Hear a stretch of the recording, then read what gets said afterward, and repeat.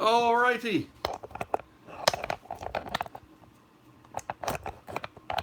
So we get this to sit.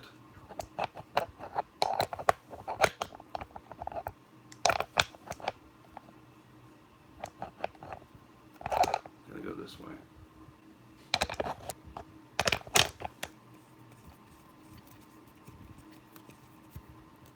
Alright. We're gonna figure this out one way or the other.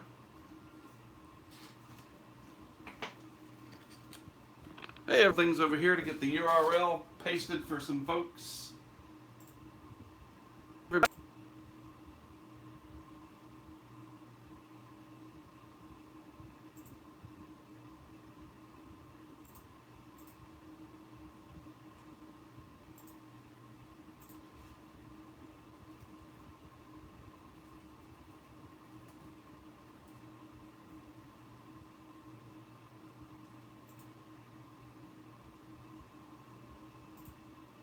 Do-do-do.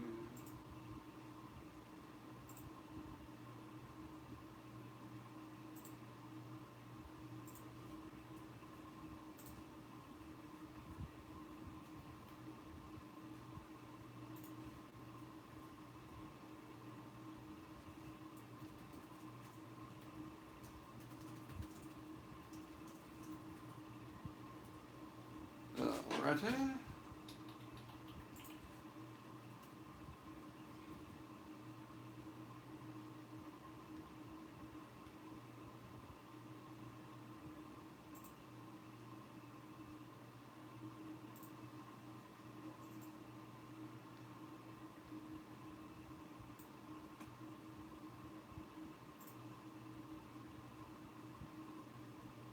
Testing.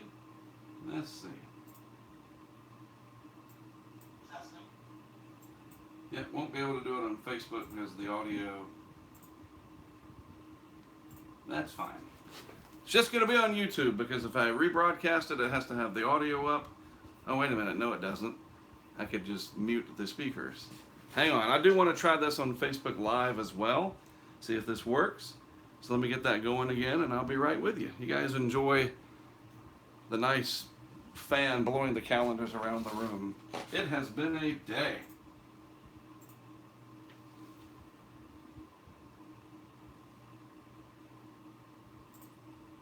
That should work. I'll just mute the speakers and then it'll work.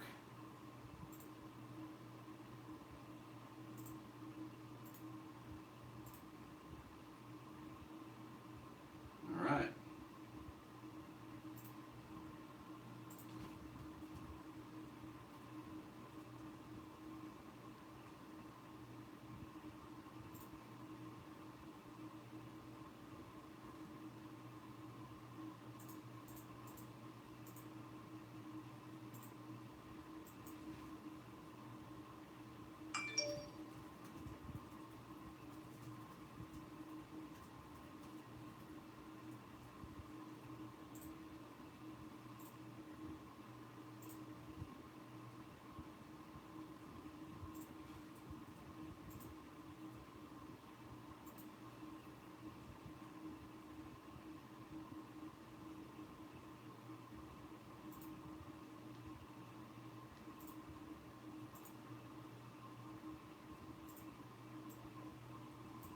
Testing. Testing. All right. All right.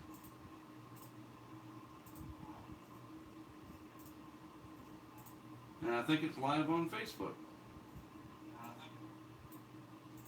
And my speaker, yep. All right, let's make it full screen. And with any amount of luck, we're live on YouTube and Facebook.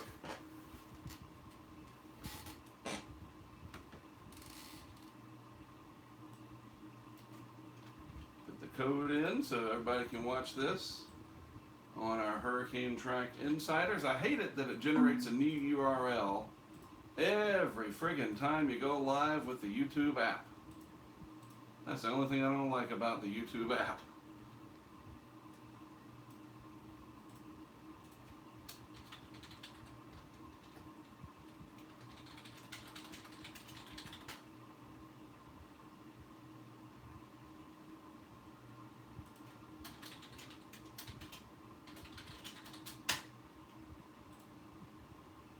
Hot diggity. All right. You want to know what it's like to do this job? This is it. You got kids and they get in car accidents and you got to go deal with that 10 minutes before you got to go live, and you've been talking about it all week, etc., etc. So here I am. It is about 5 minutes after 9. I promised it was going to be informal, and by goodness, here we are, informal. So what is it? You see right back there. Let's move this, and you can see it a little bit better. Hurricane season 2018. It is day 1, and we got a long way to go. We got 182 more days after this, and let me just check a couple of things, and we're going to get right in to it. I'm going to show you a couple of things, and we have a special guest that I'm going to bring in, and he's going to talk about something that you probably never thought of when we think about some of the things that affect hurricane seasons in the Atlantic, and that is El Nino. We'll get to that in just a minute. So let me check the old Facebook, make sure everything's golden on here. It appears to be 3 people, 4 people watching. So there's going to be a lot of people in the YouTube chat. There's going to be the folks in our HurricaneTrack Insider chat and people posting comments on Facebook. Obviously, I'm one person. I can't deal with it all at one time. So for starters, we're going to just kind of go over a few things and talk about the season ahead. And then we're going to have some fun. Just kind of, my hair's getting a little long. Let our hair down, as it were, and be like I invited all of you. There's like 62 people watching on YouTube, a handful of people on Facebook Live, and oh, there's an echo. Hold on, let me try to fix the Facebook Live. See, I like this. It's interactive. Echo over on the Facebook. Testing. Yeah, if there's an echo on Facebook, I may not be able to problem solve that.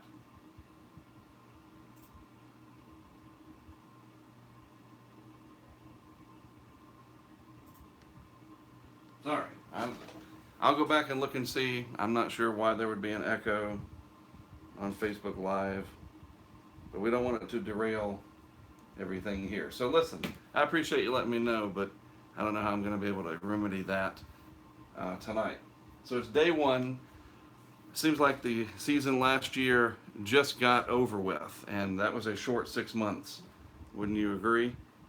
And making sure.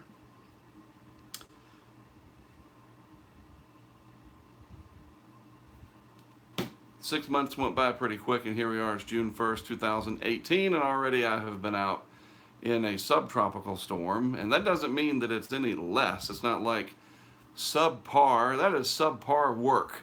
You ever hear somebody say that? It's just the structure of the thing didn't resemble a typical tropical storm, but nevertheless been out already once, and we've used up one name, and here we are. This is day 1. So what are we going to be doing the rest of the season? Well, you know, it's day 1. We got a ways to go. I'm going to kind of go through these PowerPoints here. I don't know if this will show up very well. We'll just have to see. Might be too bright. I thought that might happen. That's a bummer. Man, how did the TV studios do it? That's supposed to be showing you, I should just do it on the iPad. The development areas this time of year. Let's see if does that show up? Hey, that's a little better. At least there's that. So we're here, right? We're right here at the beginning. And we got a long way to go between now and September 10th, as you know. And this time of year, yeah, anything that's backlit, that's just not going to work. Oh, wow. This is great. This is awesome. So on television, when they show a monitor behind them, I guess I got to go to the Weather Channel and see how they do that. For one thing, they're not using an iPhone. They're probably using a $200,000 camera. But see, it doesn't. It's just backlit too much. That's all right. You've seen the forecast from the different agencies. NOAA, average to above average season. Dr. Phil Klotzbach, who I have some trivia about later. You'll see that. Roughly an average season, right? And then other agencies, NC State, above average. You know, TSR, tropical storm risk, below average season, calling for only 9 named storms and 4 hurricanes. What we have to take away from all of this is it's going to be a different season than we had last year. You know what? I want to try something. Let's see if this works. Take the phone out and switch this around. All right. Oh, there you go. Why did that work better? I just can't be in front of it. Nice. All right. So this area is where we're focused on, right? That's our part of the world for the most part. Some people are watching from elsewhere probably. But you see, globally, we have a tropical cyclone problem all across the globe, maybe on other globes as well, like Jupiter.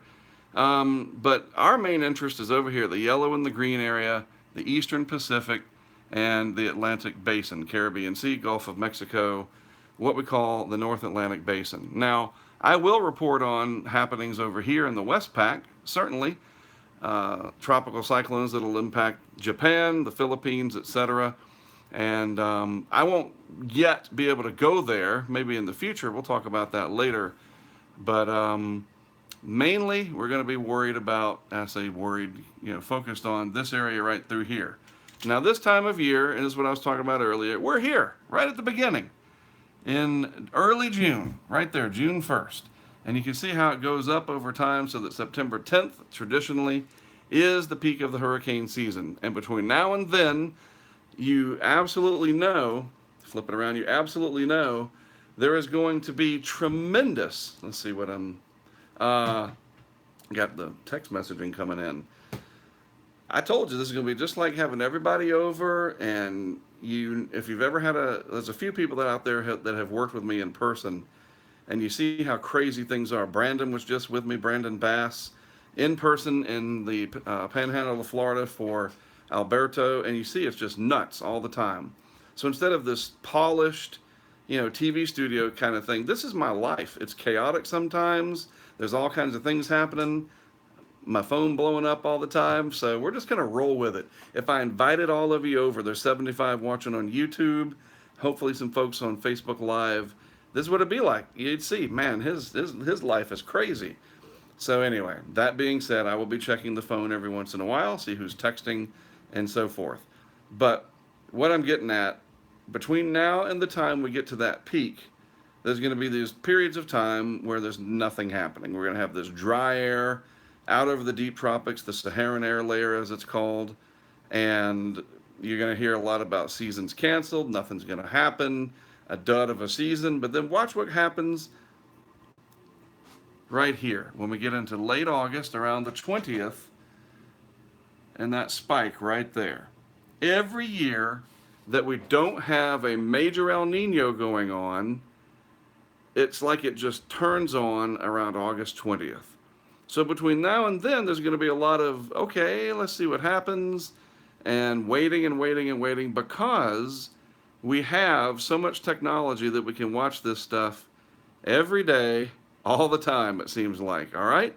So those of you that are really into this and track hurricanes obsessively, you got to be patient, especially people that are just getting into it. We don't want to see anybody, lives destroyed, but if you're looking to track storms, it's going to probably be one of those years where you got to wait for the heart of it at the traditional peak of the season. All right, so this time of year, in June, this is the typical development areas, right? Gulf of Mexico, Western Caribbean, and a few spots down there near the Bahamas and Florida, and then, of course, the Southeast Pacific. Now, the Southeast Pacific has not been busy yet. We haven't had the first named storm in the Southeast Pacific just yet. And eventually that'll happen. In fact, we'll talk about that in a moment with the Madden-Julian oscillation. But once the Southeast Pacific becomes active, sometimes that activity can bleed over into the Western Caribbean. Sometimes it shuts things down in the Western Caribbean if things are very active all the time, one after the other. Climatologically, you see there's a lot more activity in the Southeast Pacific in June than the Atlantic. We move on to July. And this is just the first 10 days, it's not the whole month, but this gives you an idea of how it ramps up. We start to see a few areas way out here in the open Atlantic, but that's rare. Small clustering just east of the islands, but I'm telling you, it's the East Pack that generally stays busy even in July. By August, wow, really starts to ramp up. The whole Atlantic basin comes to life mainly due to sea surface temperatures being warm enough just about everywhere, upper level winds more favorable, and tropical waves coming off the coast of Africa. And then by September, look at that. You see, it's going to be slow, you know, June, then July, August, September, and then October, you calm it down again. Oops, I skipped October and went straight to November. October is problematic right through here, and that's where Florida really has to look out. October's been their worst month for hurricanes, even more so than September, believe it or not. All right, so if you're just tuning in, I am Mark Sudduth, HurricaneTrack.com. I started the site. I want to put this back up here because my arm's getting tired.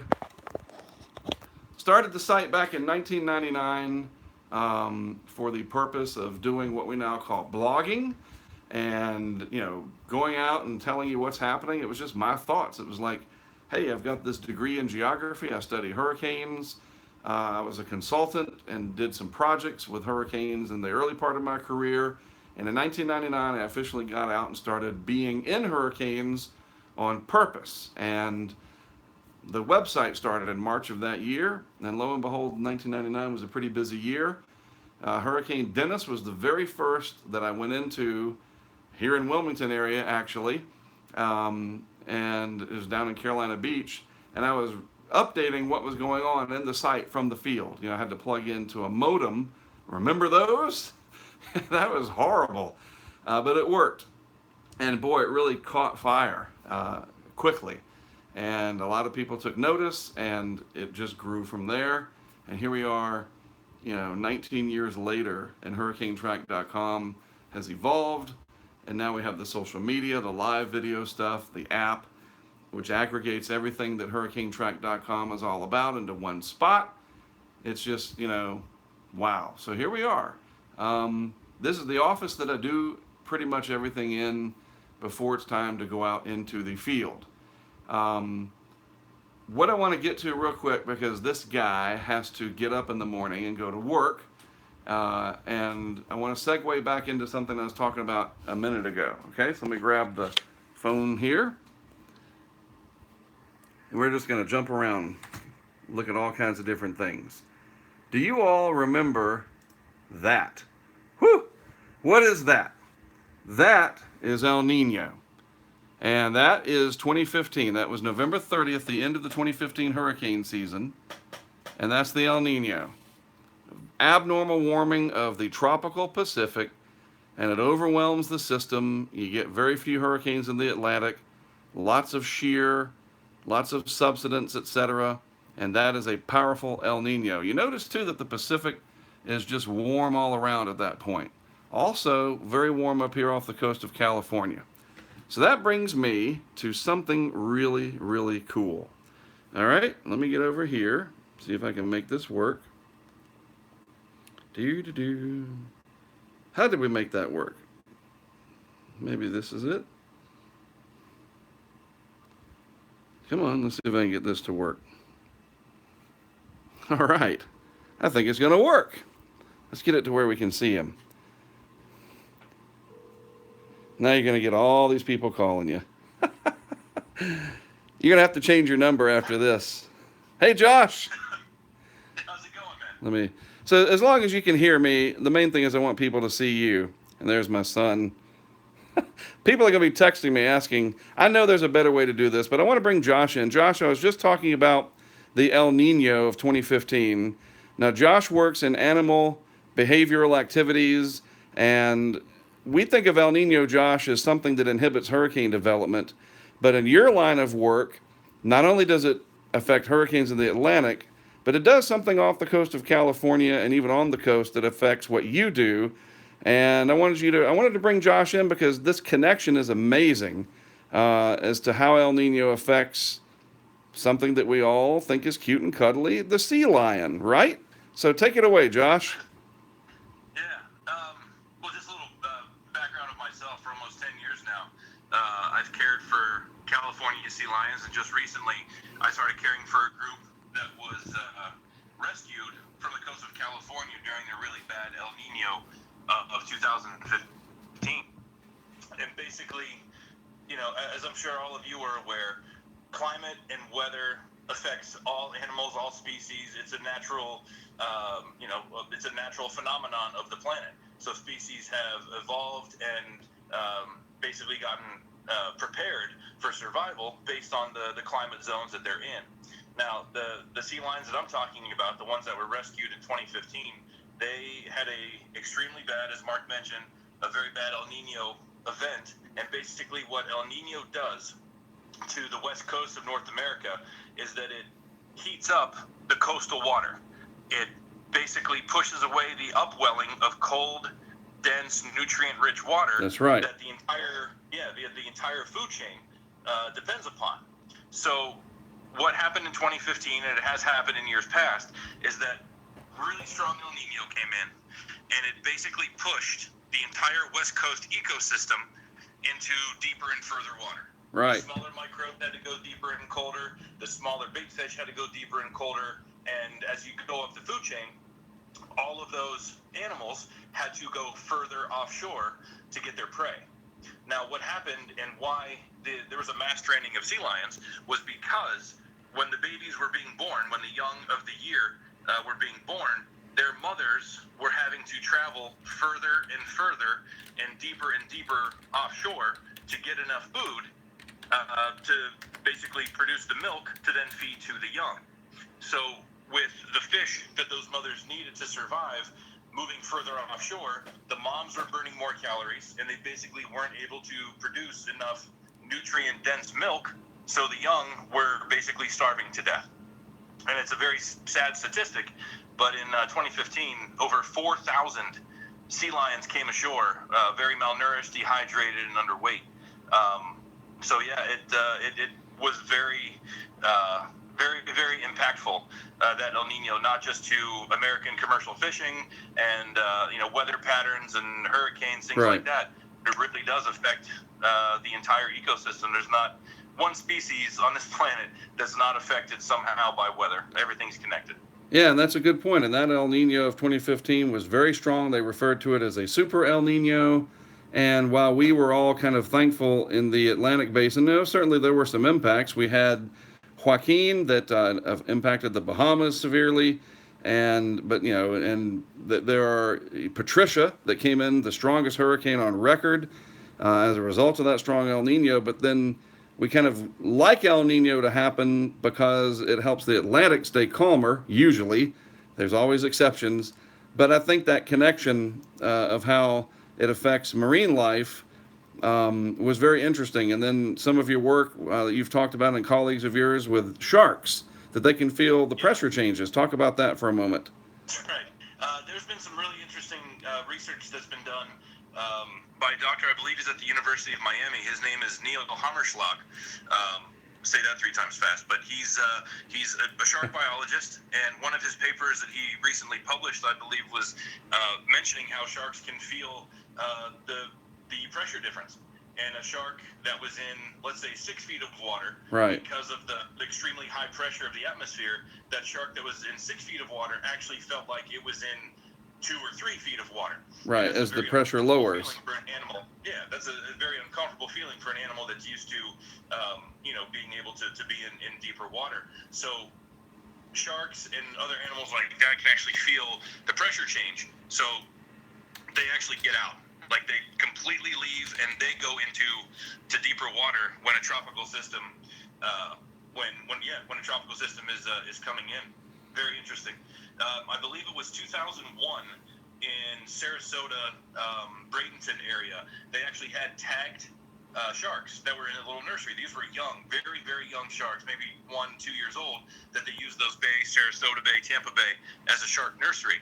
And what they saw with the approach of a tropical system was that as the storm was approaching, every single shark within that study group left and went into the deep water of the Gulf of Mexico. Wow. And they only returned when the pressure came back to normal and that storm had passed. So It is. This is really cool. All the technology that we have to study these storms is relatively new compared to the Sure. biotechnology that a lot of these species possess. It's absolutely fascinating. Yeah, I mean, sharks with hundreds of millions of years of evolution, you can only imagine what we could glean from them. We treat them, with such disrespect, killing them for sport, etc. I hate that. They're dangerous, but we're in their food chain when we enter the water. I think that, like snakes, respecting these animals and not killing them just for the heck of it, because they have the answers to a lot of things because they've been around far longer than we have.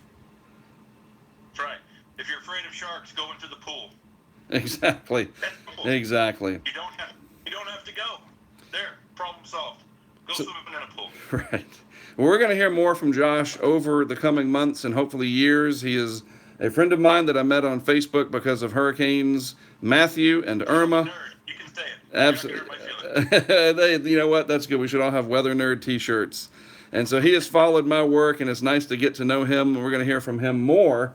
We've got some ideas we've been drumming up, and we'll hear from him more in the coming months and years. You'll see. It's going to be great. Josh, I know you got to get up and go to your job in the morning, and we'll talk about that one day when it's appropriate. And so I appreciate you chiming in tonight. I wanted to give everybody a kind of a look at, hey, it's not just me. Here's some of the people that I meet, and they have cool jobs that interact with what I do sometimes. So thank you very much. Well, thank you. Very honored to be here. Hope people have enjoyed it. A little bit of cool information there. So have a good night, man. Thank you. Sleep good, Josh. Thanks. All right. So that's pretty cool there. All right. So let's, we're talking about that El Nino. That's what it looked like in 2015. And are we going to have anything like that now? Well, here's what it looks like yesterday.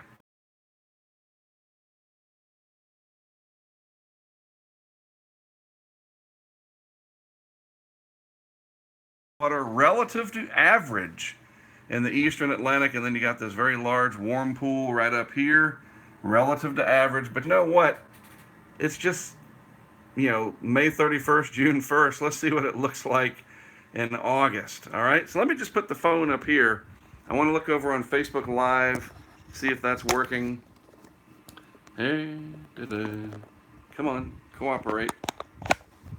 You can look up there at Hurricane Elena for a moment. From the Space Shuttle, 1985, that picture.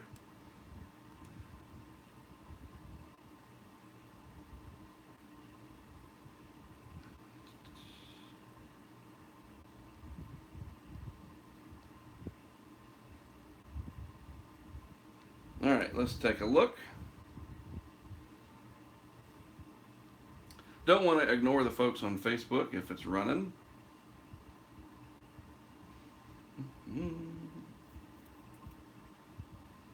Maybe it's not running. Looks like it's running over there.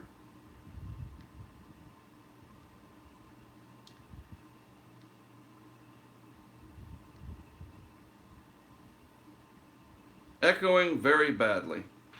All right, well, let's just turn it off. So we don't want people to have to suffer. And I'll just post the YouTube link. I don't know why it's doing it. I'm sorry. And I'll post the link to this for later. All right. Sorry about that, Facebook folks. I'm trying to use Wirecast to do it, and it apparently was echoing really bad. That's terrible. So listen, let's see what else we got up here. Back to this. All right, so it's day one of the hurricane season, and I'll pull you off of here again. Here we are, day one. Talked about the tracks that we look at, the different climatology of the season. Now, who wants to win a t-shirt?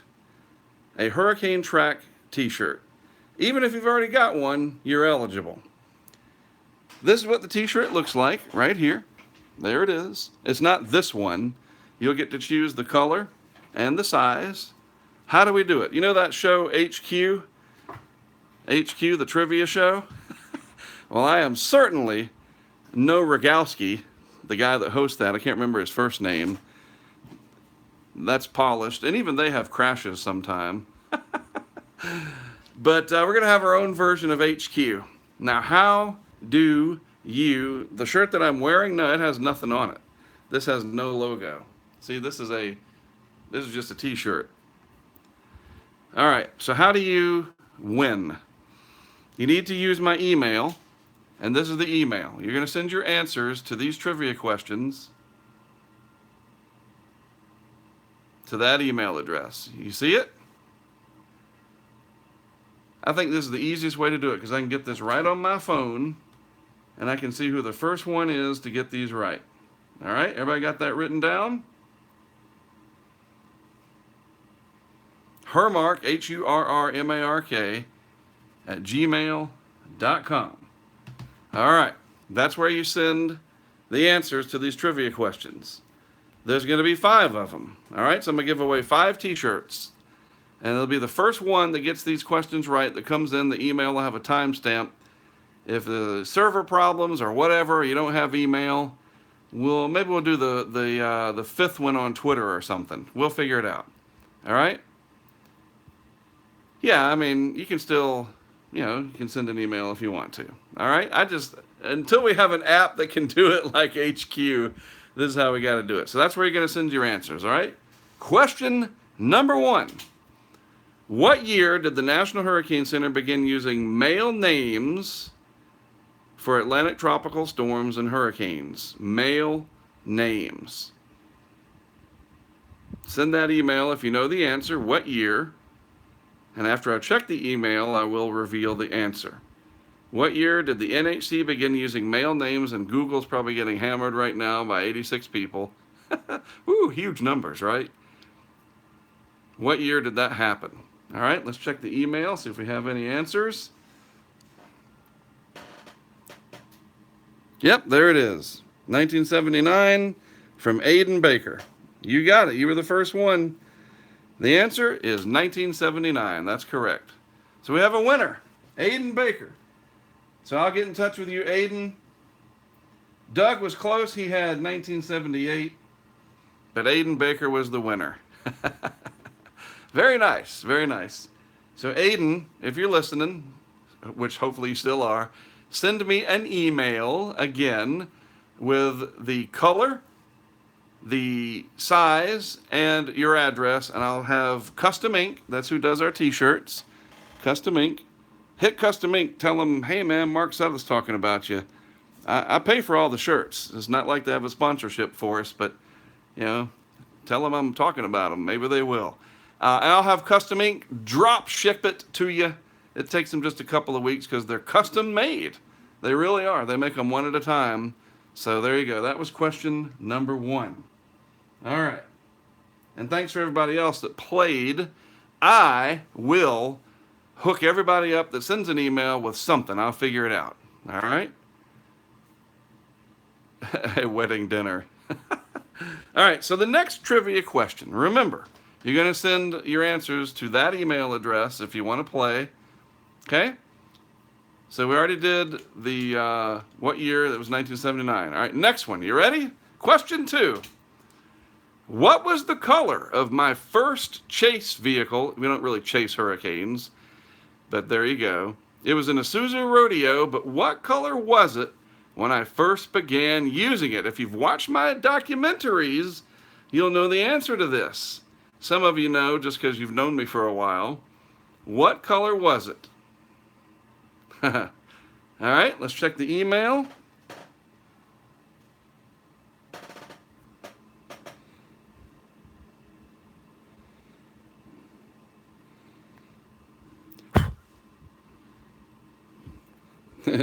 It's jammed up. That's funny.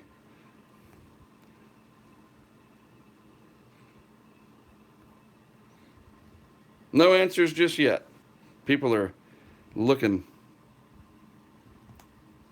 Force refresh. At least it'll have a timestamp so I'll know when they got sent.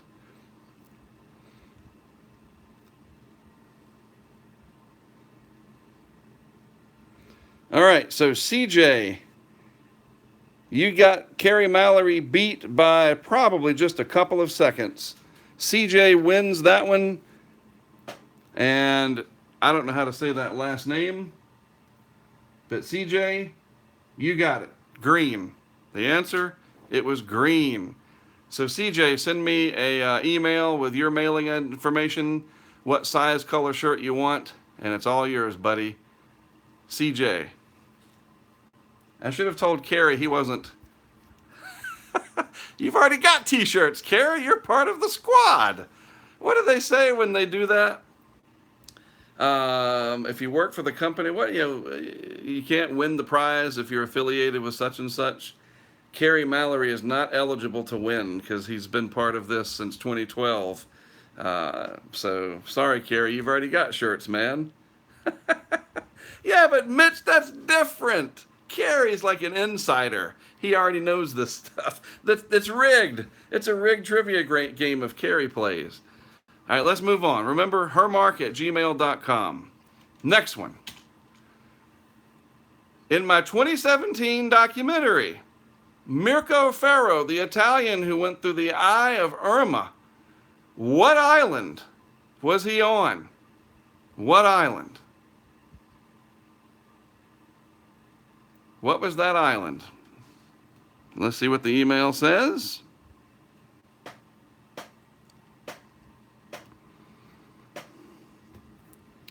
This is hard to do. No, it's not Barbuda. It's not Dominica.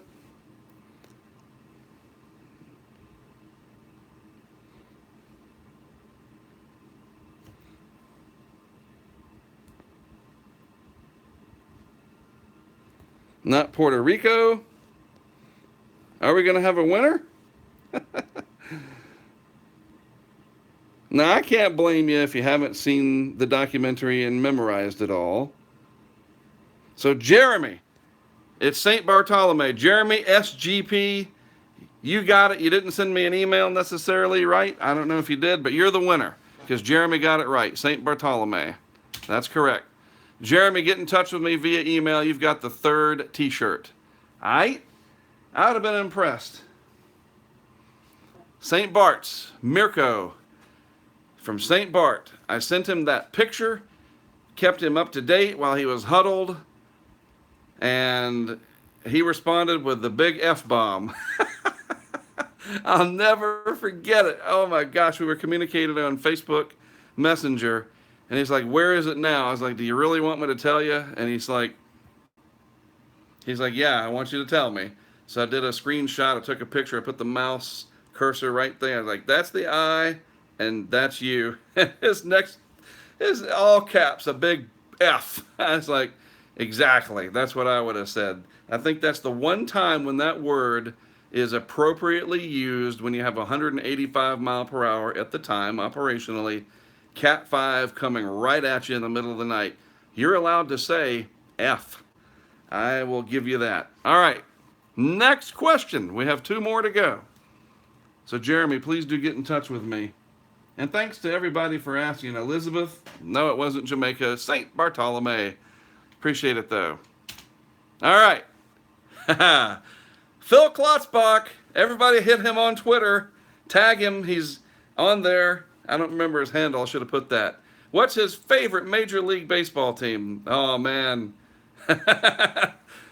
You got it. You know what? You don't even have to send an email. I know people are going to be, hey, man, you said emails. Oh, you can't? No, I'm going to have to disqualify you. The Canadian whatever. I can't, because you keep changing it. She got it right, though. If that's indeed a she, sometimes you can put an avatar picture and you're not a she. It is the Boston Red Sox. Correct. So whoever that was, let me scroll back up. The Canadian Manetric. I'm sorry, you're killing me with these. Why can't it just say Sylvia Johnson or whatever, right? Screen names. I know you're... So what does that say? The Canadian what? Waiting for an answer. How do you pronounce that? Hey, please send me an email. You got that shirt. All right. And you know what? Since it was a tie, Eric and Jan, you also get a t-shirt. Maine citric. The Canadian Maine citric. Very good. Someone send Jan, Eric, and our friend from Canada here. Send that email to right there.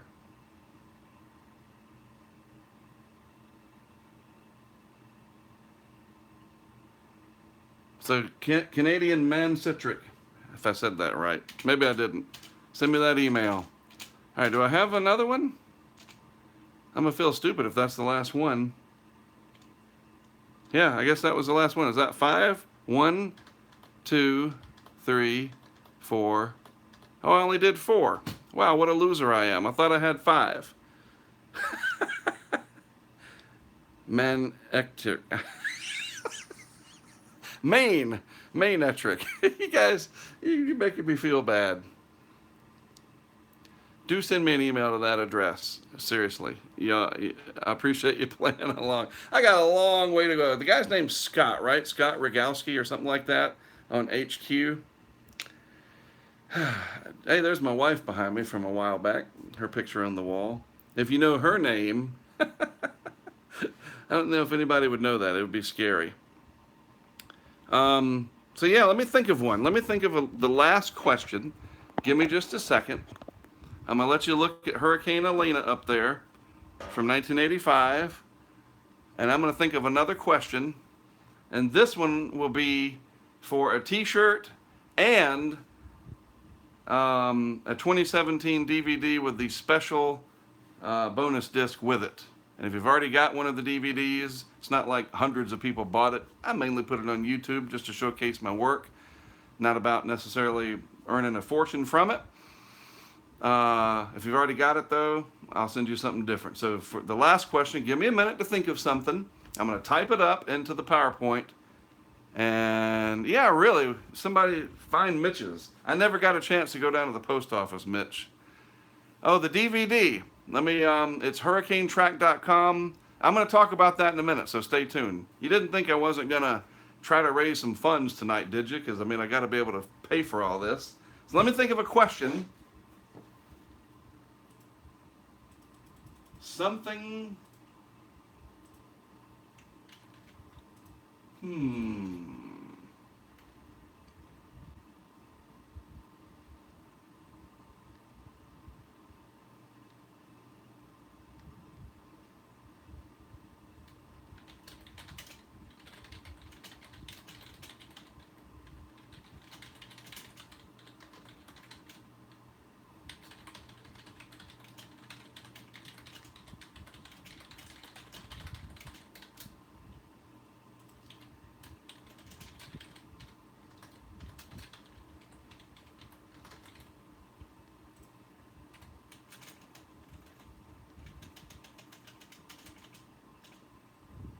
All right, I got it. You ready?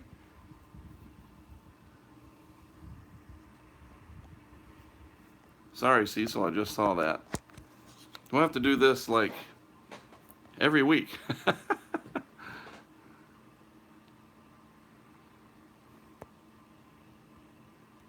Oops. All right, so this is the question.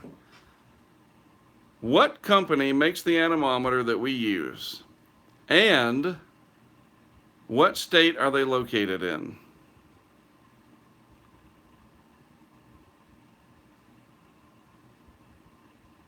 What company makes our anemometer? What's it called?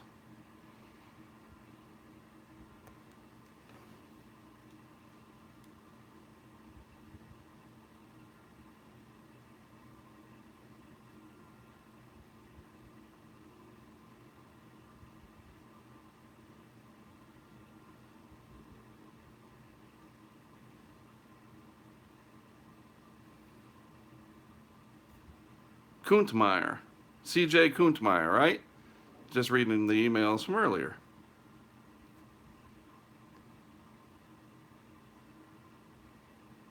All right, Greg G is our winner. Greg G sent it correctly. It's R.M. Young, and they are in Michigan. Greg G. Baroque, Virginia. I like that. That's good. La Crosse, Wisconsin. That's all right, Jeremy. We can still figure out a way to send you a T-shirt. We can figure something out. Maybe you can send me a private message on Twitter or something. We'll figure it out. RM Young is in Michigan. Yeah, they're incredible. State of the art. RM Young anemometers. That's what we use. All right, so I want to try something. I was hoping we'd be able to do the Facebook Live too, but it just wasn't working out. So, how many of you out there have watched any of the Tracking the Hurricanes documentaries that I have put out? Switching gears here. All right, so you're familiar with those?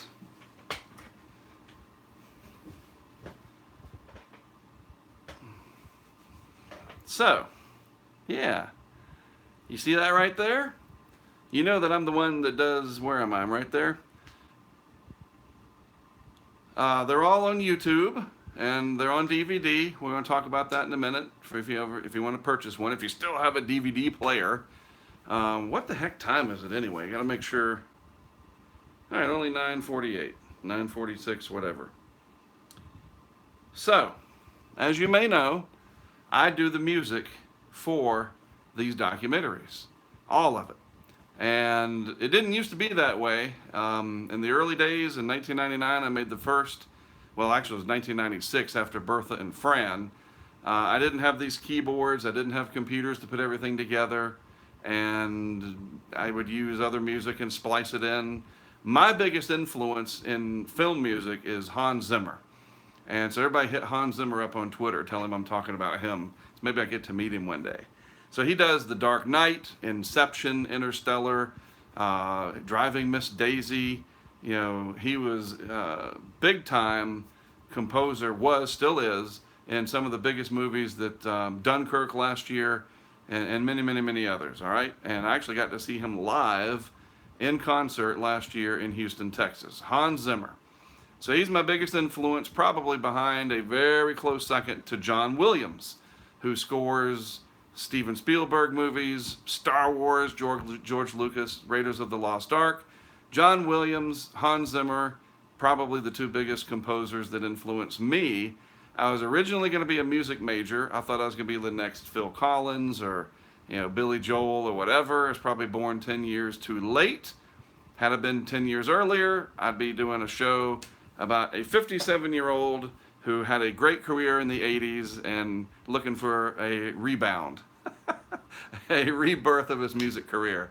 As such, I track hurricanes because that was my hobby as a kid and as a first-year college student, and then I kind of flipped it because they don't teach you how to become Billy Joel at the University of North Carolina, Wilmington. You can learn classical music and so forth, but I found out real quick you probably should have been born in 1960 instead of 1970.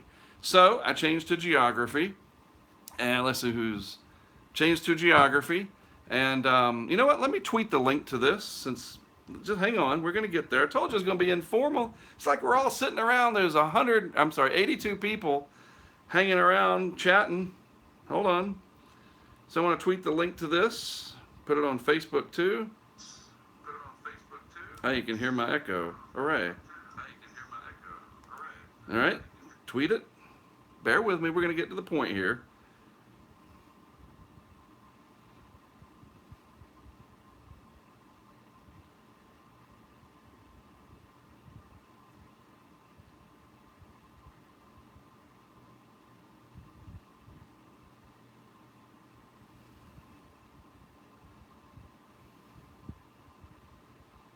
So people that see this tweet, they're going to be like, he's talking hurricanes, but you'll see.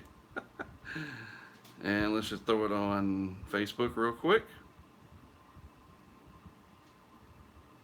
We'll use the old Siri.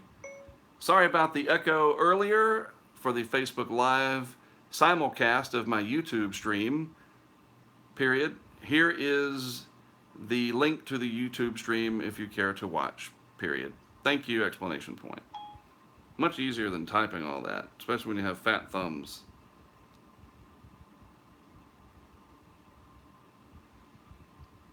All right, well, at least it's out there. Very good. All right, so back to the story.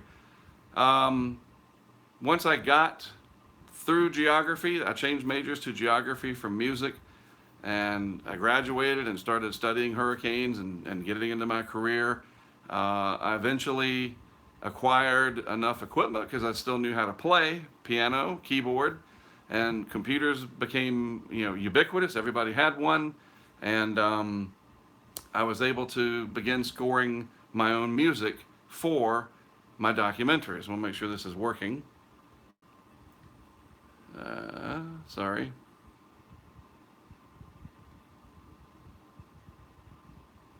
All right. All right. So, yeah, just the chat was going away. That was weird. Maybe you're just listening. Usually it's just going by. So what I wanted to do is just want to kind of show you a little bit.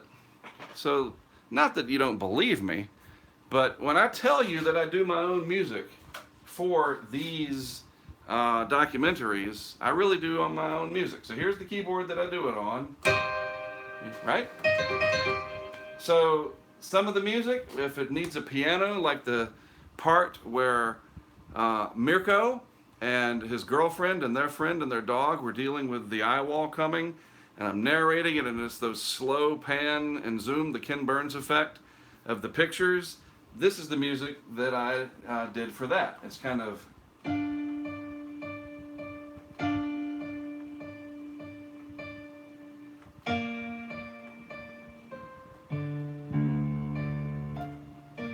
just kind of slow, and just let the story and the pictures do the telling. It doesn't need a bunch of, whatever. But then there's other parts where I need sort of a big orchestral type synthesizer sound. And I've got good equipment. It's not the best in the world. I found a lot of this on eBay. And so for Harvey and for Irma and other things, I like the real big, rich pad sounds. And I like, very similar to Hans Zimmer, I really like playing in the key of D or even in the key of C. And sometimes, I'm trying to remember, C minor. I have to go back to my music theory. This is why I didn't completely finish my degree. Nevertheless, the sound that I was looking for, sometimes it needs to be a little richer. So sometimes in my DVDs, you'll hear this. Too loud.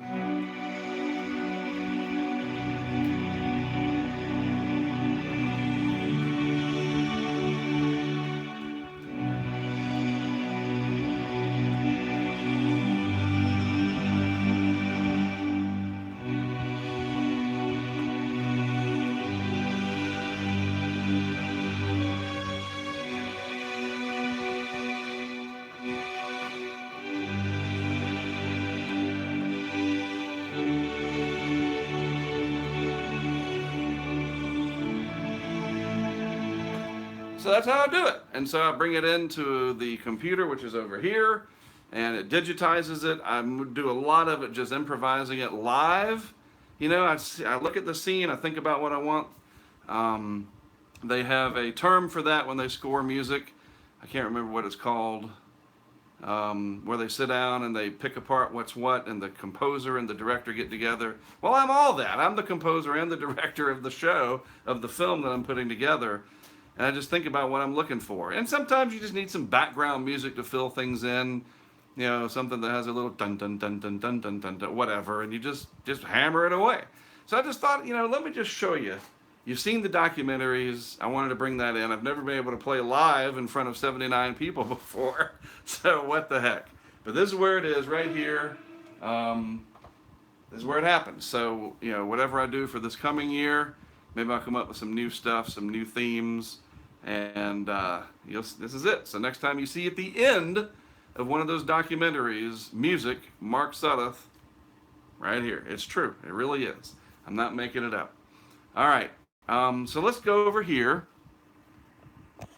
Exactly. I just did.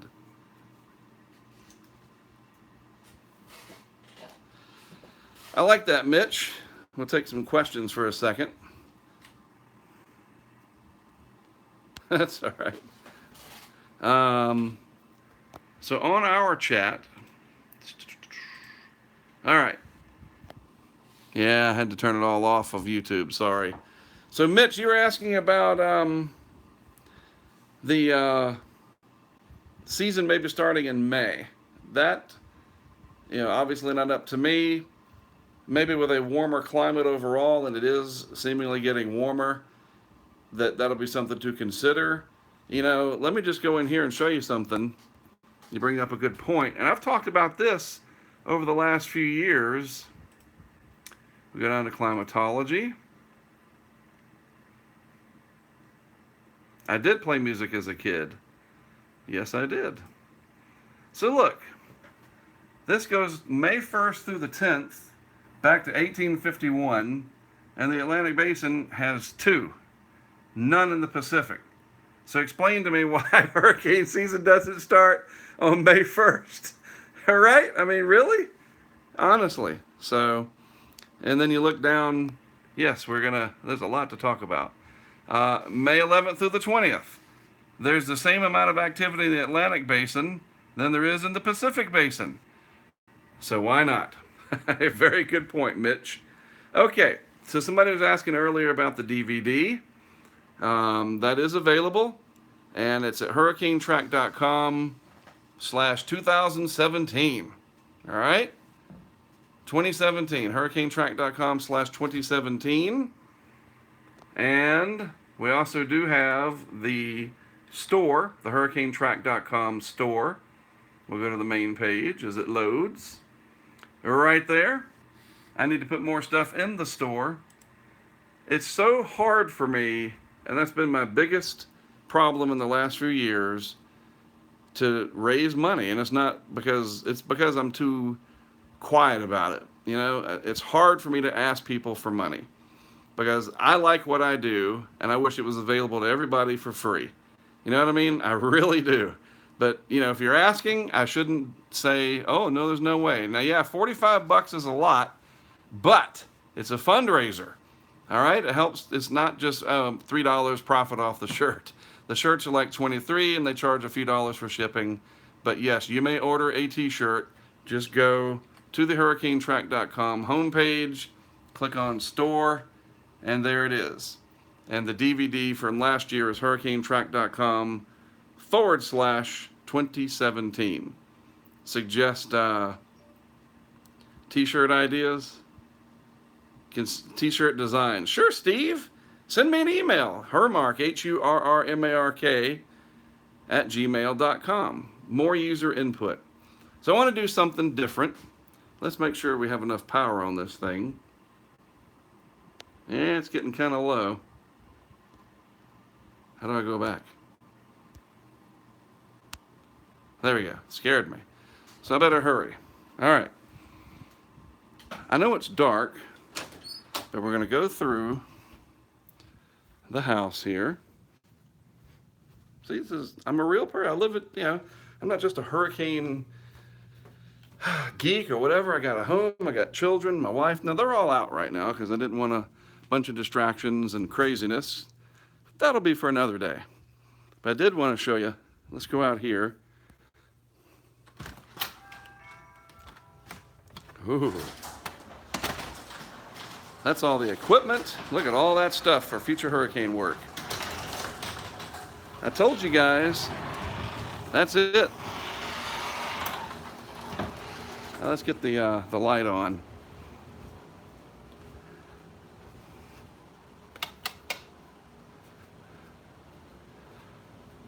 So this is the Tahoe, 430,000 plus miles,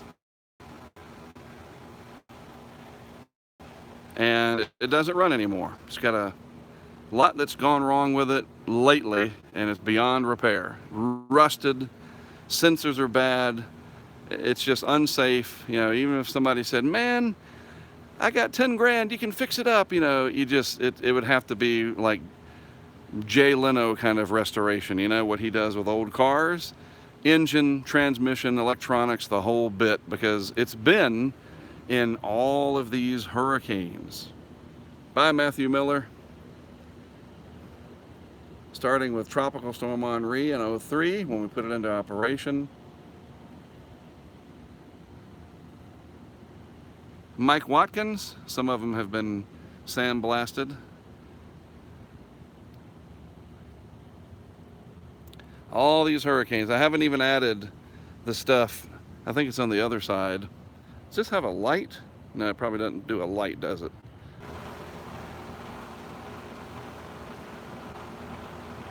Sorry about that. I got too far away from the router. That's all right. We're back. I want to show you something real quick on the inside, if we don't lose it. It's hard to see. There's no light in here. It's all dead. Should have brought a flashlight. If I was doing this at 7:30, it would have worked better.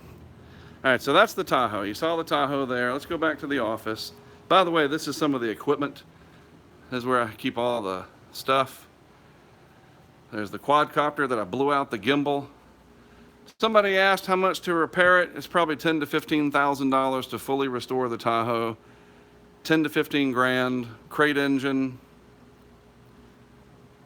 transmission, electronics, probably 10K at least. These are the camera systems, my Duke hat. It's my lucky hat. Go Duke.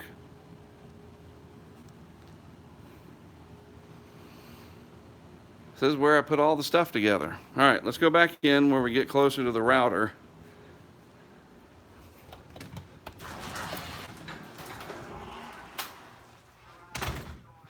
And so Mike Watkins works for Office Depot again in analytics. Still a very good friend, but he's just gotten sort of out of it. You know, just, it wasn't his full-time thing.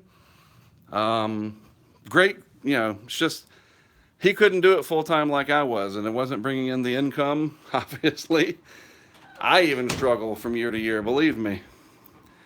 So I saw Mike last year during Irma, stopped in at his place, and he gave me some gas, thank goodness.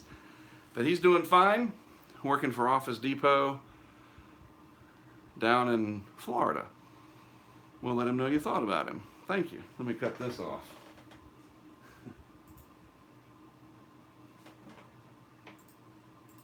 All right. And this. All the bandwidth we can possibly have. So we'll let Mike know that you were asking. He's doing great. He just, you know, there weren't very many hurricanes for a few years, and he just decided wasn't going to be in it as much. It's about the best way I can describe it. Me, it's a career for me, come hell or high water, trying to get through and, you know, have enough funding to do it each year. The Weather Channel started working with me in 2014, which was a big help, but even that is not permanent. You know how media can be off and on, you just never know. But they are exciting to work with, I will definitely say that. And it's been a big help, but it's not permanent. And we're going to talk about what I think will be permanent before I sign off. We still there? Everybody still there? Hopefully. What time is it? 10:04. All right. So, I showed you some interesting things. The music, you know, we talked to Josh Blaylock earlier about El Nino and how it affects sea lions and these air pressure on sharks. There's a lot of fascinating things out there. And expanding our world into those other fascinating realms, I definitely want to start doing that. And we're going to do more of that in the future, branching out and bringing in other people to help out and experts and so forth and so on. I showed you the Tahoe because I want to show you something else. All right? So this right here is the tracker. That's the wind tracker that's been there since day one. It still works. Okay? And this is the wind tracker that you can see right here. This is from Charlie. That is that. Okay, you see it? That's Hurricane Charlie measuring 127 mile per hour wind. Remember that? I remember that. The Tahoe is no longer functional, and I'm going to send it to sort of a boneyard on Sunday. But I wanted to give you guys the opportunity to own a piece of history. Using a silent auction with a minimum bid of $500, send me an email, and whoever is the highest bidder, I will unscrew that from the dashboard, frame it locally, send it to you with a list of everything that it's gone through, highlights, and it'll be a piece of memorabilia, and you can put it on the wall of your condo, your office, your whatever, or you can just set it up on the mantle. And when friends come over, they go, "What the heck is that?" And you can tell them that measured some of the highest winds in modern hurricane history. Charlie, Katrina, etc. So forget eBay and all that. Silent auction. Private, just between you and me, unless you want me to tell people. And hey, maybe nobody will bid on it, and that's fine too. But I didn't want to just scrap the Tahoe without the opportunity to let somebody own a piece of history. We're not going to crush it in a crusher like they did the RV from Walter White in Breaking Bad. But $500 is the minimum. And if you think, hey, you know what, I'll give you $750 for it, I can let you know. Yeah, the Tahoe. Well, the whole Tahoe? Sure. I'll have the Tahoe towed to your place and you can display it for 10 grand. Oh, however it works out, Canadian, we can do it through PayPal, probably. Just PayPal. PayPal is universal. And I got the 20% battery life. So remember my email address, hermark. Let's get back to that. hermark@gmail.com. If you're interested in that piece of memorabilia, $500 or higher. And I'll email you back and say, hey, somebody's, so think if you want to bid higher, go for it. And that will help me to purchase additional equipment for this year. It's not sending me on vacation somewhere, I wish. But yeah, absolutely. There's so much involved. We'll get to that towards the end. So if you're interested in that, honest to goodness, that's yours. And if you want me to tell people who it was that got it, I'll be glad to. If you want to keep it private, we can do that too. All right? The real RM Young anemometer tracker off the original Tahoe.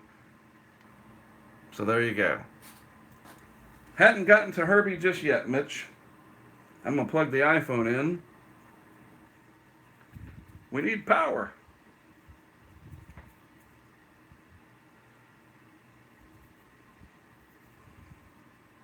So let's do this.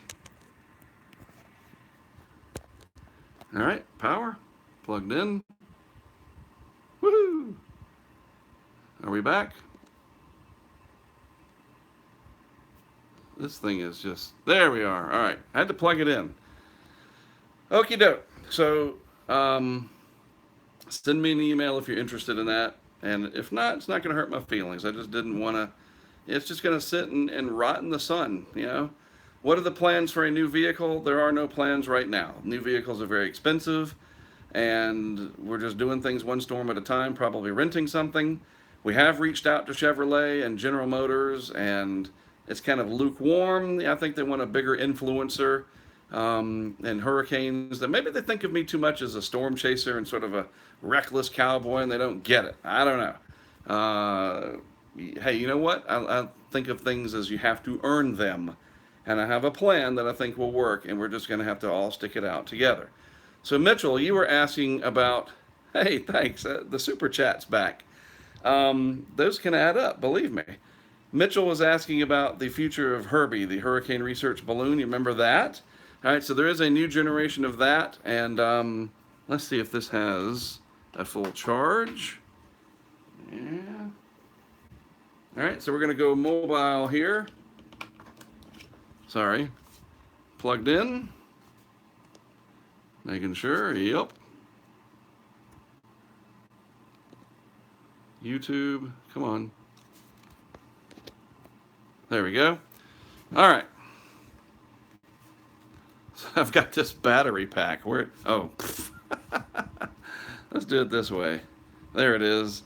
Anchor. Go get yours. These are nice. $40 or so. Yeah, the other Tahoe is like a backup. And it's just, they're 17 years old, both of them. We were going to try to use it for parts, but it's not going to work.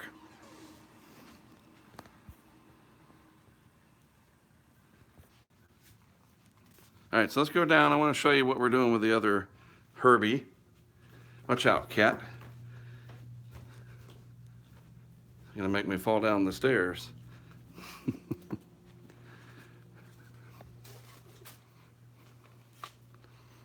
Trying to plug this thing in. So I really wanted to give you a behind-the-scenes look at all this, not just tell you what the season's going to do and leave it at that. All right, so real quick, set this down for a second, plug the phone in, portable power pack. Voila. All right. So this is the new, come on, version 3 of Herbie right here. It's shorter than version 2 was. See that? So this is the case. Where is the other one? I've put it in here somewhere. Oh, here it is. It's hiding. So here is the first one. This is the one that we launched in Hurricane Nate. The GoPros were right here. And that's the little sensor that measured everything. This is the inside of it.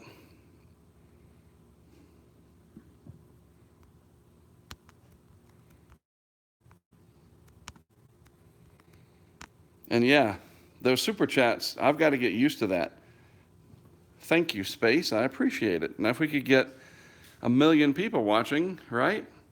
It all adds up. So, Mitch, you were asking about it. That's the original Herbie. Well, version 2, the original is actually a cooler. It's at Carrie's place. He helped with the first version. So this is version 2, and then this is version 3. And the GoPros on version 3 will sit on top like that. And it's shorter, as you can see, next to each other, right? It's shorter, about 3 inches, so it's lighter.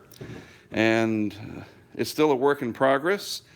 The sensor will go here. There'll be a different APRS, which is right here. And this will be ready. It'll be lighter, so we can use the same exact helium tank and the same balloon, a 1,500 gram balloon. I don't know if I have a balloon handy. This is the parachute right here, though, for this year. There's the fill tube. There's the balloon. I knew it was in here somewhere. That's the balloon. That thing's giant. Yep, and we found it. We sure did. That was an amazing adventure. So that's version 3 of Herbie. So being lighter, we can fill the balloon, and as soon as it's pulling off the ground, we can let it go, and we can get to that 100,000 feet that we're looking for. That'll be really nice. Definitely. But yeah, the other Tahoe that was out there, I'll pop the garage open again and show you, talk about that for a second. You like what we did? We just let the kids draw on the wall. Let's have at it. Some kind of violence going on there. We've reached out to a lot of these companies, but for whatever reason, they don't respond. By the way, there's my daughter's car that got in the car accident. So you can see I wasn't just lazy or whatever. It's hard to see, but somebody pulled out in front of her. Yep.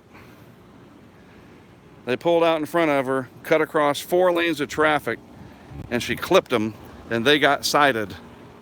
Wah, wah. Not her fault. I've already called and filed the claim, sent them the pictures. Have a nice day. All right, so there's 2 Tahoes. A good friend of ours on here helped us acquire this one last year. It was only a few $1,000s because we thought This one might serve as a backup to that one, maybe for parts. But like I said, they're both 17 years old. They are identical, literally the exact same model. They're clones. I kid you not. This one has 230,000 miles. This one has 430,000. This one has one owner. It's in good shape, but I just think it's time to let the old vehicles go, rent something for the time being, and earn a new one through you guys. And what do I mean by that? As I wrap things up, let's go upstairs quickly and talk about the future. Hey, there's Noah. It's my son. He's home from Myrtle Beach. Make sure you're not using the Wi-Fi, please, sir.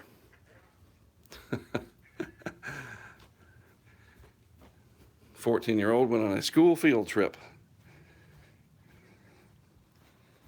All right.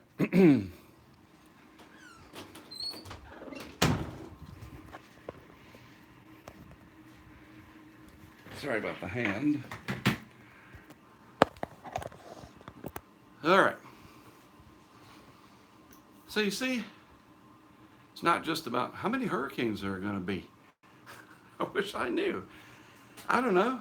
I don't know how many there's going to be. I just know that when they form, I'm going to track them. I'm going to tell you about them. I'm going to tell you everything I know.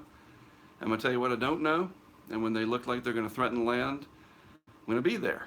And I'm going to be there with people who have supported and helped make this possible. Some of those people will be there in person themselves. They've been around for a long time, over a decade, some of them. It's amazing, the world that we live in, you know, the crowdfunding, etc. Absolutely amazing. I got a lot of emails I got to respond to. So how are we going to do it? This whole concept of crowdfunding is how we're going to do it.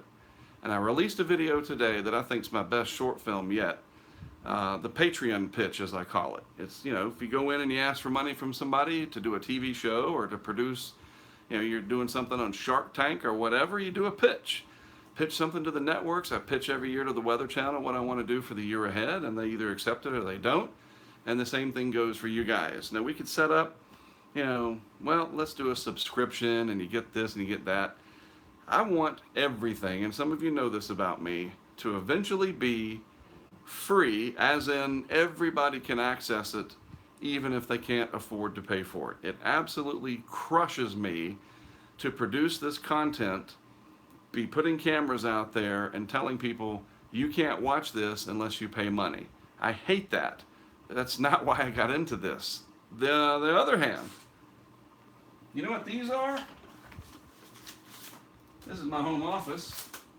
Yeah, that's my mortgage bill, right? Yeah, that's the hazard insurance bill. This is the water bill. I get bills just like you guys. These have to get paid. Yeah, the 14-year-old sitting down on the sofa, he has to be fed. This is my job. So how do we make this work and grow into something that I can do and grow beyond just hurricanes?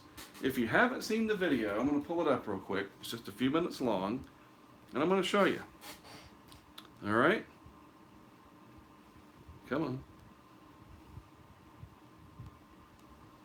So I figured this new thing called Patreon, I think is going to be the key to the success of what we do down the road. And this is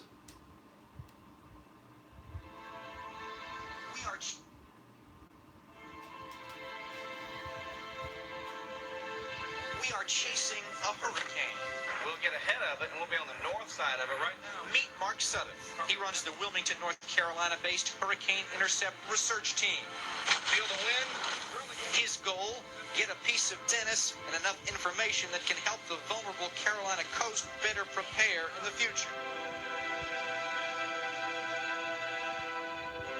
As I look back and think about those early years, it is truly special what we did, considering the technology at the time We thought it was the best there was, and it was.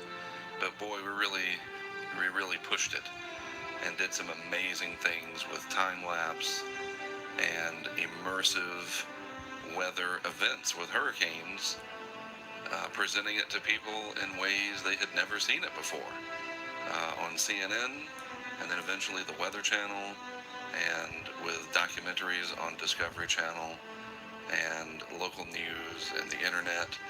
And it really grew into something beyond my wildest dreams. And as the technology got better, it allowed us to do even more and really put people on the front row of these weather events that are at the same time hazardous and impactful, but they're also beautiful in their own way. And these events have connected us in ways that nothing else has ever done before.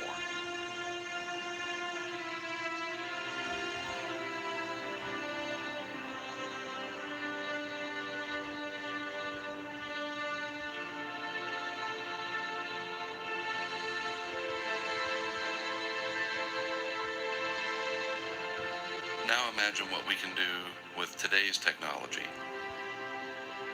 The possibilities are absolutely limitless to cover weather events like never before. And that's what I want to talk to you about today. So that's right. And it's just a couple more minutes long. Oh, I got my start. You know, started with hurricanes, and then Delaware Steve Sarenko, really encouraged me to start going after winter storms too. Said there was a big market for that, so to speak, and with our technology we could cover that. And I began doing so in 2014 and went out west. I worked with Carrie to cover a couple of hurricanes that were fading out in the desert southwest. The floods in Houston of 2015 and 16, the tax day flood, the flood in Deweyville, Texas from the Sabine River. And I realized, wait a minute, we're covering all these different things, not just hurricanes, using the same immersive technology that we're using to study hurricanes and bring people into hurricanes like they've never seen them before. And we're serving a purpose. We're giving emergency managers, we're giving evacuees, we're giving the media, we're giving the public at large, and then just weather geeks who appreciate the weather even when it turns bad, a chance to see it like they've never seen it before. So many people, absolutely, you can stream live from your windshield, from your iPhone, out in it, holding it up, and there's a role for that, definitely. But you can't sit there for 30 hours at a time, or 60 hours at a time, or even 80 hours at a time like we can do now, and be on top of an event with our unmanned cameras that gives you a different perspective, and then I can plop you in the middle of the event, and I call that immersive live weather coverage. So you bundle what we've done with the video updates, and I've started doing a little bit more in the off season, talking about that. I saw somebody earlier, and believe me, I wish I could answer all of your questions. I wish I could. There's so many good ones. But I remember someone asking what I do in the off season. We have an off season outlook and discussion once a week, and I tap into sort of, what's happening with winter storms. We call it lower 48 weather. I want to be able to grow bigger and bring in, I'm a geographer. I have a degree in geography. I want to bring in a degreed meteorologist. I want to bring in somebody to handle social media. I need a producer in the back end, a digital producer. I need a field producer. I need a cameraman. How many of you out there would like to do that, right? Sure you would. It could be incredible. How are we going to pay for it? I'll tell you exactly how we're going to pay for it. I have 21,000 followers on Twitter. That's modest, I'll take it. More than 11,500 on YouTube subscribers, and around 14,500 plus or minus on Facebook. And then millions with a big capital M more who have bookmarked HurricaneTrack.com at some point over the years. That's a lot of people. That old saying, if everybody just paid $1 at the beginning of the season or whatever, we'd be good to go and we could do anything we want. There's almost a way to do that now, to where it's that easy. It's called Patreon. And I'm going to pull it up here, show you. This is really neat. The people that created this did so as a way for creators of content to be supported by the people who consume that content, whether it be art, music, which is art, but you get it, paintings, drawings, writing, music, video production, gaming, graphic novels, doesn't matter. Hurricane dudes like me. It's brilliant. It's a great idea. It goes back to the age of William Shakespeare and the aristocrats that helped to support and patronize up-and-coming playwrights, and it works today. So what is it? Let me show you. If you're not familiar, and some of you are, and that's just freaking awesome what you've done, let me tell you. It's called Patreon, and let me see if I click on me, if it brings it up properly. Yepper. So right now, it's mainly focused on hurricane coverage. I really want to expand this more and branch out to cover other weather events as well. We're already doing it, but we got to do better. I want to do more, and we're at 49 patrons right now. That's a heck of a lot more than we had this time last year. That is for sure. And my first target is to reach $2,500 a month. Then I can do this self-sustaining without any outside help. I can pay my bills and then afford to be able to go and cover hurricanes. That covers the bottom rung of my idea. If we grow this to somebody like Philip DeFranco, you know who that is? He's a famous YouTuber, the Philip DeFranco Show. He's got like more than 16,000 patrons. Are you kidding me? And that's a monthly thing. I could make the phone call that I have wanted to do to some of my colleagues and say, quit your job. We're going to get to do this full time together. Because 10,000 people, 12,000, they won't all fire you at once unless you do something against humanity, right? You do something so bad, and you think about it. My days when I worked with Lowe's Home Improvement from 2001 through 2007, it was the one big client. I was like Jerry Maguire. I had one client, Rod Tidwell.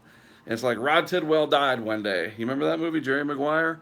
Lowe's had to cut the program because the economy was collapsing. It wasn't anything I did. It wasn't personal. It was business. But just like that, my income was eliminated. And, you don't recover for something like that for years. This crowdfunding idea is the way to go. And so I need to grow it, because what I eventually want to do is get to the point where pretty much everybody is supporting this between $1 and $5 a month, and there's thousands of you. And I give everything away I do for free, and it's supported by everybody else. But the people that start at the beginning, who do the $25 a month or higher and get me there, there's different levels. You see that over here? There's $1. You can start off, and I give you, the first access to any videos I ever put out there. And if you're a patron, I've been doing as good as I can to put them out quick to you guys. Then it goes on up, $10 or more. After 6 months, I'll send you a shirt, and it just climbs from there. $25, and this is the real, where'd it go? Where'd it go? There's 10, come on. Yeah, $25 a month or more, you become a member of our HurricaneTrack Insider, so that all of our stuff, the cams, the storm pulse maps, everything, that's the sweet spot, put it that way. You can even track where the vehicle is, etc. And that's where I really want to grow the most. If we can get this up to 200 or 300 people for a year or so, then I go back in and start as the other end of $1, $2, $3, $4, $5. Those start getting bigger, and the seesaw tips the other way. Basically, let's just put it this way. Let me just try to frame it up. Think of it as a founders club. If we can get a few hundred people doing the $25 a month and higher, that's $300 a year. Is what I'm doing worth $300 a year to somebody to support it, to help the greater good? That means I get to go and talk to school children, I get to go to the conferences, I get to expand the equipment, and I start getting to hire people.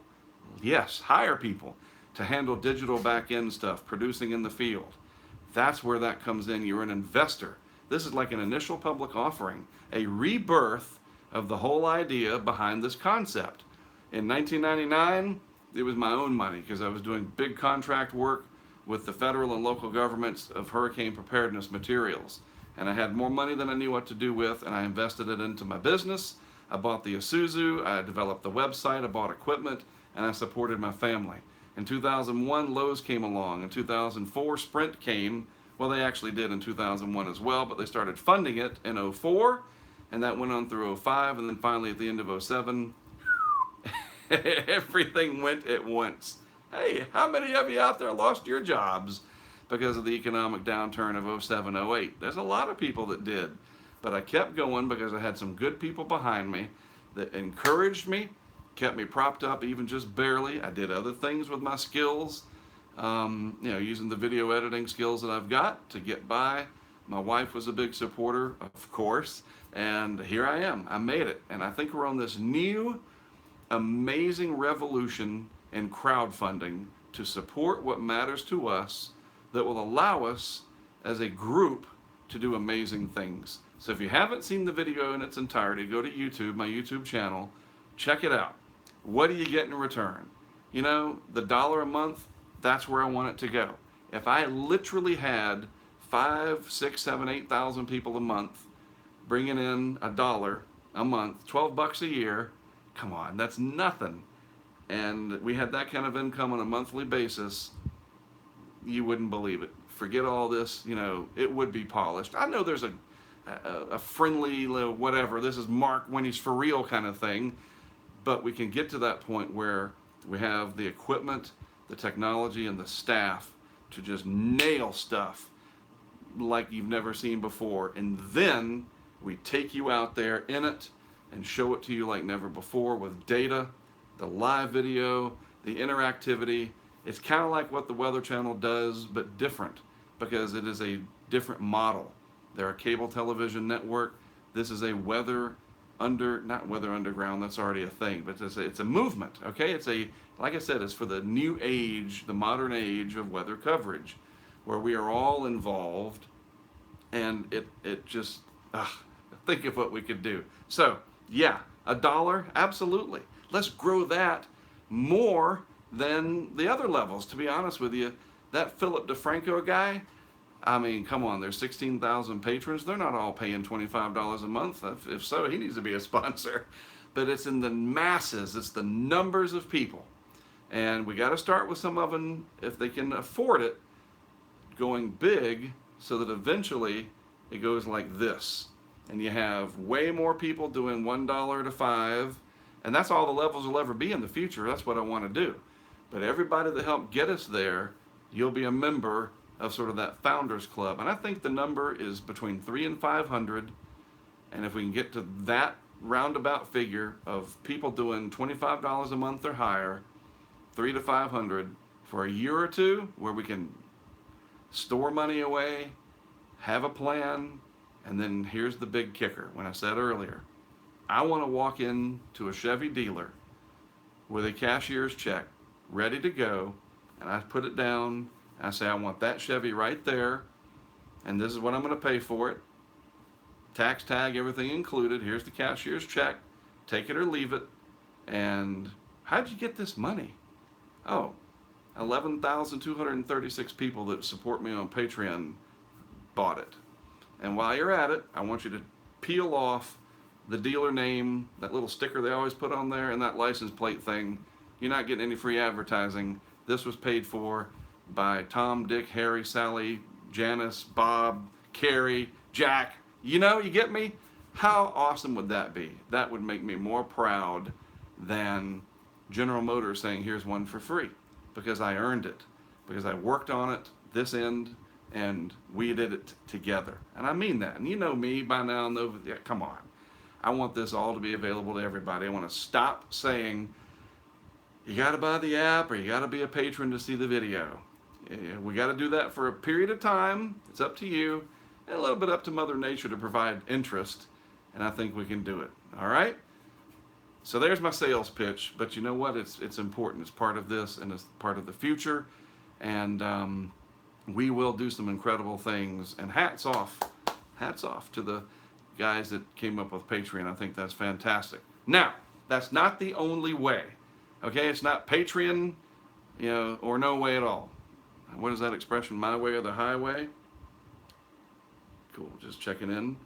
My daughter, who had the accident, she's out with the rest of my kids, and with her boyfriend. They took the other vehicle, and they're doing good. We have, you don't want a recurring payment. You want to just send something once a year, whatever, a check or what have you. Yes, you can do that. Patreon is just set up as a convenient way, like Netflix. I have Netflix, and that's how I watch my what's called appointment viewing. Okay, I want this to be like Netflix for weather. That's it. You heard it here first. But maybe you don't want a credit card payment each month. That's fine. Okay, send me an email. I've got 436 that came in tonight. That's going to be fun. I promise you will get your t-shirts. And Mitch, I don't know where your DVD is, dude. We're going to track that down too. He helped launch the darn thing, and Nate, I got to make sure he gets a copy of that DVD. It's just vanished somewhere between here and Birmingham. But here's what you can do. Send me an email, and I'll get you my address. If you want to mail a check, that's fine too. Or just on something on PayPal. I can either set, maybe you don't know what Patreon is, and you want to do a recurring payment each month via PayPal. I can set that up as well. Or just a one-time thing. Hey man, I'm going to send you $500. I like what you do. I can afford to do it. I got your back. I'll let you know how to do that. And I'm going to give you something in return, not just the access, but I'm going to give you my word that I'm going to continue to do things to help serve the people and to help our community. Science, education, our first responders, people that contact me from emergency management, police departments and firefighters, the National Guard. How many of those people have I run into? When they ask, where can I see this? I am never going to tell them they have to buy the app. Never. They have to log in on a special website I'll give them, and it's free. We have to do that. This has to be up in the EOC of state. And you go, why don't you just get the states to pay you? Good luck with that. I want to make sure we're continually doing stuff for the greater good. Like public radio, this is that. All right? So yes, there's PayPal, there's mail a check, and then there's Patreon. But Patreon, I think, is the future, at least for the next decade, until the next cool thing comes along. What else? I think that's about it. Any questions you want to ask me? I'm going to look on the YouTube chat real quick, and then I'm going to look over on the client services chat. I know it should be the other way around, but bear with me. I just have, people sitting here. So anything you've ever wanted to ask me, we'll take a couple of minutes, and we'll go from there. Now's your chance. Strongest hurricane I've ever been in. I remember somebody saying that earlier. The strongest, most intense hurricane was Charlie. The most devastating was Katrina. What was the strong? That's great. Hey, thanks for the super chat. Hey, that's the other thing. When I'm on YouTube Live, before I field questions, hold on. The method of operation this year, when I go out on a mission, I will be renting a vehicle until such time as we get our Patreon support into the several thousand. And then we're going to buy a vehicle. And I'm going to take y'all with me live when I do that. That's also going to happen. But I'm going to stream live on YouTube using this iPhone right here. It's an old, so to speak, iPhone 8 Plus or whatever that we got just for streaming on YouTube. And, well, sort of. Some of you know the backstory. So I'm going to stream live on YouTube to everybody. No monetization. Come on. If we have 5 million people watching, then I might put monetization on. But if I've got 5 million people watching and I hit them up for something on Patreon, our problems are solved. So there you go. I'll stream live on YouTube from this, and everybody can watch that. And then the cameras that I put out, those will be reserved for now for the app Hurricane Impact, which is on Android and iOS. We're working on a new update to keep everything up to date. And of course, our $25 and up patrons and other supporters that have contacted me, etc., the website. Now, I was thinking maybe I could at least put a rotating camera, so to speak, on the homepage of the site. Because I told you before, and I mean it from the bottom of my heart, I absolutely abhor having to charge money for stuff. I frickin' hate it. It doesn't, it's awful. So the YouTube Live, check. We can do that. And then let's say I put 4 cameras out for the next hurricane. I think at least putting one at a time on the home page and then rotating them. And I just got to figure out a way to do that. I've already got some ideas to at least have something instead of, nope, sorry, if you want to watch everything, you have to pay. Did I mention how much I hate that? And then it's like, okay, you get a taste of what we're doing, and if you want to join, and you can, I know you want to join, a lot of you, it's just you can't. And for you, I want to make sure I'm doing something for you. Some of you are 11 years old, or you're 13, or you're 8. I started when I was a kid in this stuff. I know how it is. And I'm not going to just lock people out. I hate that. So anyway, I'm done with that part. Now, to the questions. Got to do what you got to do. Well, I want to survive, Winks Club. All right, Aiden, I'm looking forward to that. Let me backtrack. Every Charlie video. Yep, Charlie was crazy. You're willing to make a pit stop if Mother Nature calls my way this year. Oh, yeah. Absolutely, buddy. I love meeting people. Kiowa Island, never been there. What's the lowest pressure I've ever tracked? All right. So the lowest pressure that I've been in was, I believe it was Ivan. That is a good question. Was it Ivan? It was like 939 millibars. I have to go back and look. I believe it was Ivan. Katrina was close, and that might have been in the 930s as well, like 939. You've got me. I got to go see. I'm going to have to look it up. It was either Katrina or Ivan. Charlie was down to 942 and some change or something like that. I got to remember. I'm getting on up there. I've been in 20-something of these. But that is a great question. One day I will write a book, and it will be in the book. People still write books, you know. Melbourne, Florida. Oh, my goodness. Absolutely. And I've gone down to New Smyrna Beach. There's a gentleman down in Orlando named Mark who allows me to stay at his condo in New Smyrna, and that's always been fantastic. Trust me. Favorite hurricane? Well, I know what you mean by that. Ike was probably my favorite in terms of working it and the success of it in 2008, believe it or not. Hurricane Ike, because everything worked exactly as designed. It just got dark. It was tough, but that was my favorite overall. Highest wind gust ever recorded for me was 137 miles per hour in a 1-second gust during Hurricane Katrina on that Tahoe. In the Katrina video, you can see it. It's just blasting through, and Mike Watkins remarks about the Burger King sign blowing by, that the G went by, but you still have the B-U-R and the E and whatever. Haha. 137 is about a 1-second gust.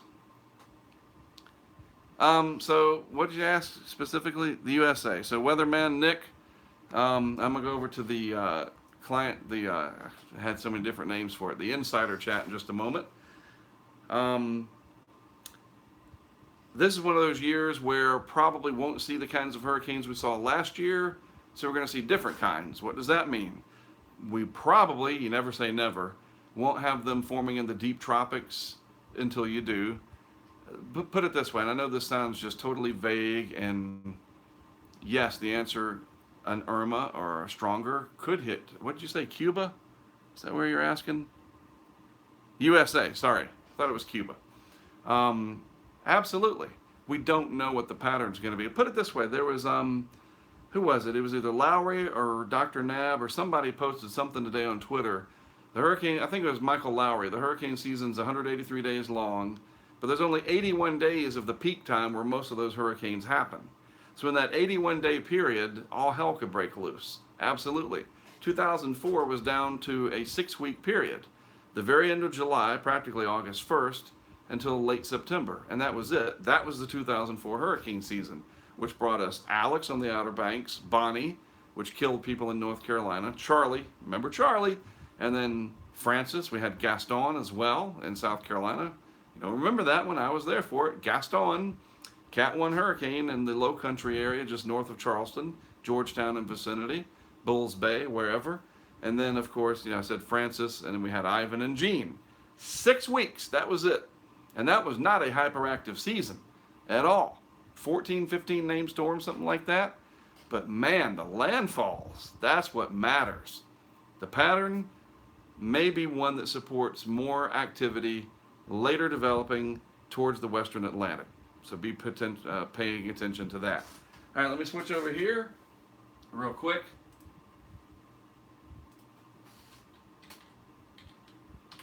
I know so many of you guys are on the YouTube chat as well. It's hard to do both. Yeah, see got the computer here. So this group here on our chat, these are the folks that I can come in and talk to on a regular basis all the time. And this is my particular chat window. And it's part of the HurricaneTrack Insider over here. You log in right there, and that's where you'd go. You get a different interface than I do. This is just a giant chat that I can monitor. And so we have Carrie and Jan and different people with screen names. Yeah, you see yourselves. Hi. And so this is part of what you get as a $25 monthly Patreon supporter, by the way. And it's nice because we can come in and share links and, talk amongst each other. And the good thing about this, YouTube sometimes is the Wild West of chat, right? And you get some stuff on there that you just go, my goodness, what are people thinking? We don't have that here. Why don't we have that here? Is it because we kick them out? We've never kicked anybody out. We value what we pay for. I don't think anybody will ever pay a subscription or a Patreon or whatever to purposely go on somebody else's chat and mouth off. Typically, people who do that don't value much, so they just mouth off at everything that's free. That's the way it works. So here we are. Tennessee's represented on here. Carrie is from Texas. Jan is from South Carolina. Shore Life, I believe you said you're from the Jersey area, if I am correct. Jim in Tennessee wasn't too far from, hey, I got it right, where those fires were. The other 2016, was it? Or the beginning of 17? It's all running together, people. We were worried about Jim for a bit. Remember that? Eastern Tennessee, the Gatlinburg area. So anyway, we've got a good group of people on here, and this is part of what you get as a Patreon supporter. And some of these folks, I kid you not, we didn't have the chat until starting in 2009. They've been a member here since 2005 when I first came up with the idea of a subscription site. I should bring a trumpet in here and toot my horn. I believe, along with CNN, that HurricaneTrack.com was one of the first websites to offer multi-channel remote cam viewing of any kind. Theirs were, bringing in tower cams, and they weren't putting cams out there like we were, but they had something called CNN Pipeline that they started in 2005, and that was the exact model that I was using with 4 cameras, and they just had 4. It's called the Pipeline. Mine was called HurricaneTrack or Hurricane LiveNet. It was a live network of cameras, and we both came up with it at the same time, completely separate from each other. I didn't know they were doing it. They didn't know that I was doing it. But I think that's pretty amazing that one dude had the same idea as Turner Broadcasting and all that that implies at the same time in 05. And they don't have that anymore. I still have mine. How about that? I outlived theirs. Now they have an app and live whatever. So stuff evolves, put it that way. All right, so summing things up. Go back to my title screen here. Would it be nice one day to have a well-polished studio atmosphere? Sure. But this is more authentic, I think. This is the real me and what I deal with. If you remember earlier, if you saw, I was supposed to go on at 7:30, but I got a text and a phone call frantic moments before I was getting ready to just kind of fire up all the engines in here, so to speak. It's probably why I couldn't get the Facebook Live to not echo. I'll take that driver to court for that. Somebody pulled in front of my daughter, cut across all the lanes of traffic out of a cookout, and literally cut her off right at the last second, and she clipped them. She had no way to stop. And she's 17 years old, and the lady yelled at her and everything, and this really nice guy saw it and followed them over to the parking lot of a bank. And, by the time I got there, my wife was there, the police were there and everything. He was just like, because the lady was like, it's her fault. She's 17. I'm 44. You know, and the dude was like, and we don't know this guy. He was just a good Samaritan. He said, she pulled out of the cookout across all 4 lanes of traffic, had no business doing it. But I'm sitting in there sweating in the afternoon heat, just like, oh my God, I can't do the broadcast. My daughter's crying. Her car's crunched up. This lady's yelling at her, saying it's her fault. And I'm like, no, the laws of physics say otherwise. Sorry. And they cited the other driver. I was like, yay, there's justice in the world. So I called up State Farm and filed the claim. Her State Farm, not us. And it should all be fine. But that's that's me. You know, and the same thing could happen to, you know, any of these TV personalities that you see. Certainly, they have lives too. But this is it, you know. This is where I do my work. This is my office in my house. This is where HurricaneTrack.com originates. And we're on day 1 of a journey through the hurricane season of learning. I don't know everything, as I've always said. When I know everything, I'm going to retire because there's nothing else to discover. Until then, we're going to all be in it together. I encourage you to subscribe on YouTube, hit the little alert button, the notification bell, so you'd get notified and you'll know when there's something going on.